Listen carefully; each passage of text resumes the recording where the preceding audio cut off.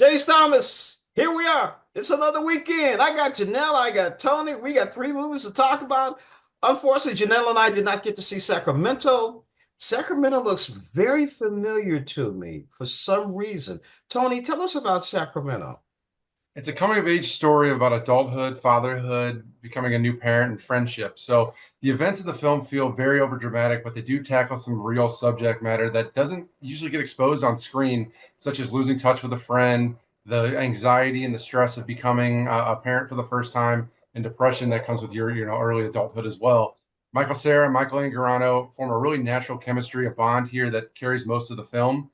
Maya Erskine and Kristen Stewart offer great moments, just too few. It is lighthearted. It offers comedy for these heavy moments in life.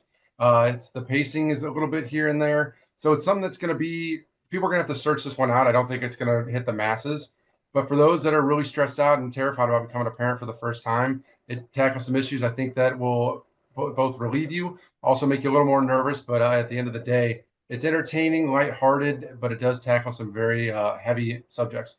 What would you give it, rating wise?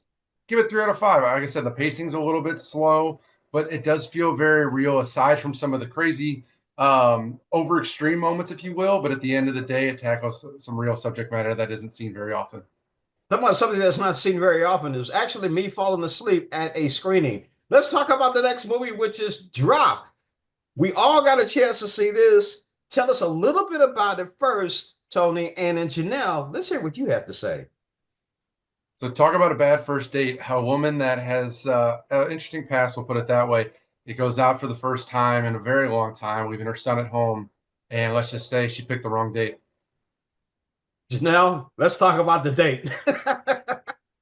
I actually enjoyed it. I thought it was one of those like again, it's a popcorn movie. It's really a non-thinking kind of movie, but I think it does a good job. I think the actress, I can't think of her name at the moment, but did well as far as the absolute anxiety she's feeling throughout the entire thing. She actually had it doesn't take much to make me nervous, but she actually kind of made me nervous throughout it. I mean, it ends kind of but I think it does it. I've told people that, you know, since they do reveal who is tormenting her, like pick a person you think it is and see if it holds up to the end of the movie. Sounds interesting. Okay, my take on it. Tony, what you think about Drop? Well, I'll take Janelle's. I did pick someone at the beginning, and I ended up being correct. For me, it was a really neat idea, very intriguing, but it just was just kind of bottled down with cliches and just predictability. Megan Fahey and Brandon Sklenar do a great job. Their awkward chemistry, they nail that aspect for sure. And Megan does an excellent job carrying most of the film, like you said, her anxiety. But for me, the highlight is the camera techniques they use. There were some really neat scenes with multiple screens behind individuals. There was one, obviously, the text messages popping on the screen we've seen in certain movies, but to that extent, never that much. I thought the DP did a great job, but the poor pacing, as James alluded to, for me in the middle, really kind of made this one a struggle to get through. And I thought the finale was a letdown. You're absolutely right. I think it was the middle that I actually fell asleep on because I finally woke up when it was like, oh, that's who the guy is. Oh, that's who's doing all this dirty work. Okay, I'll be the first to say it just to get it out the way. I give it a two, maybe two and a half. Janelle? Still give it about a 2.5. Like I said, it was enjoyable for what it is. I mean, it's no Oscar winner by any means, but it is what it is. It's just a really fast hour and 40-minute popcorn movie. All right, Tony. 2.5 out of 5. It felt longer than it actually was for me, which I was kind of concerned about.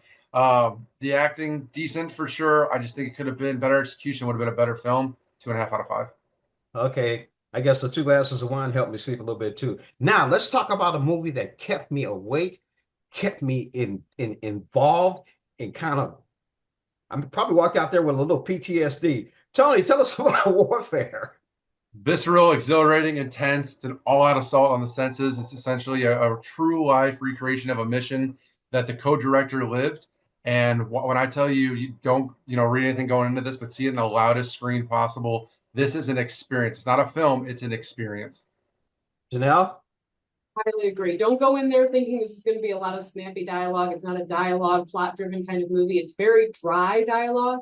But in saying that, it's a very visceral, very feeling, it's a very sensory overload movie.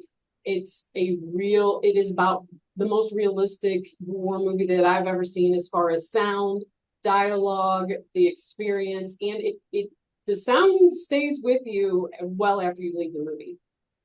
I got a question to ask then. Speaking of sound, and you talk about each time you guys have talked about it, what do you think is the best theater to see it in? Well, we didn't see it in an IMAX theater, so we can't speak on that. But I would imagine that if you can get to an IMAX theater and see this, that the more surround, the more